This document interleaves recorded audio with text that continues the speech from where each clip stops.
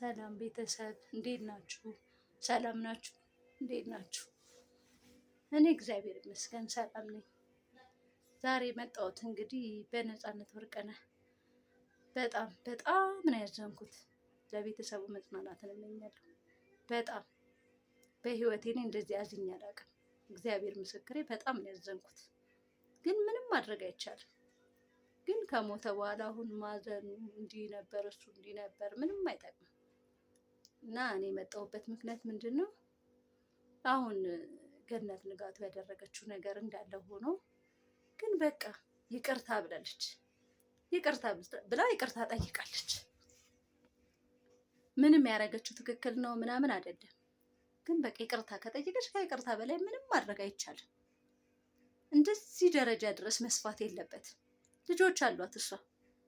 ልጆቿ ተከታዮች ናቸው። ቲክቶክ ምንም ይከተላሉ አይደል እንዴ? አይከብድም? ለእነሱ እንኳ ብለን መጨነቅ አለብን። ያስጠላል። በቃ ሰው እያቀረበ ያለው ነገር ሁሉም ሲጀመር አሁን ስለ ገነት ንጋቱም የምትናገሩት በቃ ተሰሚነት እንዲኖር ቲክቶክ ላይ እይታ እንድታገኙ ነው። ለገንዘብ ነው አሁንም ቢሆን።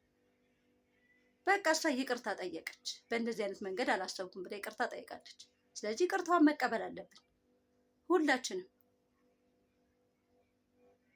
እውነት ነው፣ ያሳዝናል። የነፃነት አሟሟት በጣም ነው የሚያሳዝነው። መሞት የሌለበት ሰው ሞተ።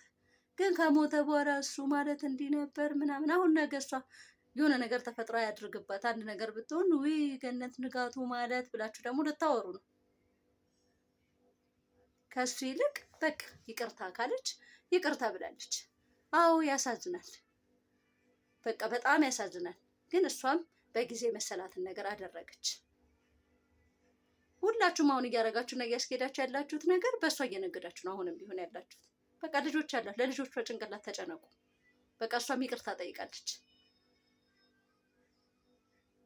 እና በጣም ነው የሚደብረው። እንደዚህ አትሆኑ። እኔ በጣም ስለታዘብኩ ነው። በከፈትኩ ቁጥር ገነት ንጋቱ እንዴት ገነት በቃ ምንድን ነው? ተፋቷት፣ በቃ ተወት። ተሳሳተች፣ በቃ ምን ይሆን ታዲያ ከተሳሳተች? እንደገና 10 ጊዜ መድገም ምንድን ነው? ተዋት፣ በቃ ትኖርበት ሴትዮ። ይቅርታ ብላለች። ይቅርታ መቀበል ካለባችሁ መቀበል፣ አለበለዚያ ታውት፣ አትቀበሉ። ተዋት በቃ። እናንተም አሁን ለስራ ነው እንዲህ ሆናችሁ ያላችሁት። አሁን ለማንኛውም የተሰማኝን ጥልቅ ሐዘን ለመንገር ለማሳወቅና እሷም ደግሞ ያለችበትን ሁኔታ እንድትረዷት ለመንገር ያህል ነው። እና አርብ አሁን ተብሏል። አርብ አሁን በ15 በቅዱስ ዑራኤል ቤተክርስቲያን የሻማ ማብራት ስነ ስርዓት ይካሄዳል ከ10 ሰዓት ጀምሮ ተብሏል።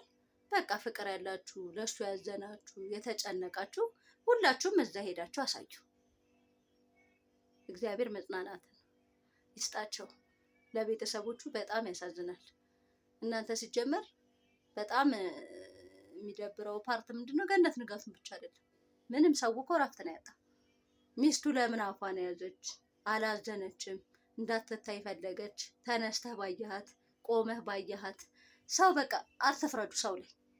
ምን እንደሆነች ምን እንዳጋጠማት ወስዷ የግድ መጮህ አለባት? እሪ ማለት አለባት? በቃ እሷ ናት የምታውቀው ውስጧን። በቃ ቢኖር ደስ ይላል። ካለፈ አለፈ። ማንም ሰው አላፊ ነው።